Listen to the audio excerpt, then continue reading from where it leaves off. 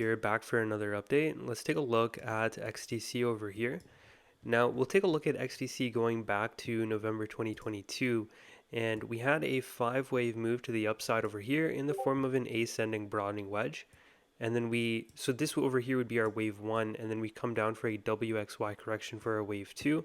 The only thing that worries me about the bullish scenario on XDC is that this wave 2 is very deep. You see, you almost retrace the whole entire move of your wave 1. So as long as the weekly time frame, as long as the weekly remains above this 88.6% fib over here, then this very well could be a deep wave 2, and then we're going to come up for a wave 3, 4, and 5, all the way up to the towards these higher fibs above. Okay, so this over here would be your wave 1, your macro wave 1 back in April 2021. Then we came down for an ABC for your wave 2, and now we're working on our next leg higher on XDC.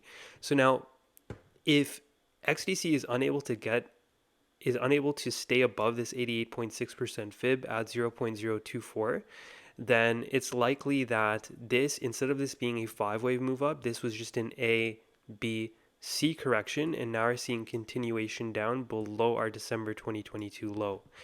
And that this over here was our wave 1, right? Come down in a 5-wave move, 3-wave move up for your B, and then we're going to come down for a C wave to the lower fibs. Okay, which would take you to around this level over here at 0.0961. So it would be an A, B, C correction down here, and then we would start our next leg. Okay, and that would actually be coming back down to back test this this resistance that we used back in the 2020 run up. Okay, right over here. Okay, so it's, like I said, it's very crucial for XDC bulls to hold that 88.6% fib right over here at 0.024, or we will have that deeper C wave to the downside. Right now, this remains as a deep wave 2, but it's looking more likely that will come down below this low. But we would need to wait for confirmation first. Okay, so the weekly closes in about 10 hours. And as long as we remain above this level, then XDC bulls should be okay. And then this over here would be considered your deep wave 2. However, if you lose this 88.6% fib over here, we already lost the 786. Now it's just this 88.6% fib that needs to hold.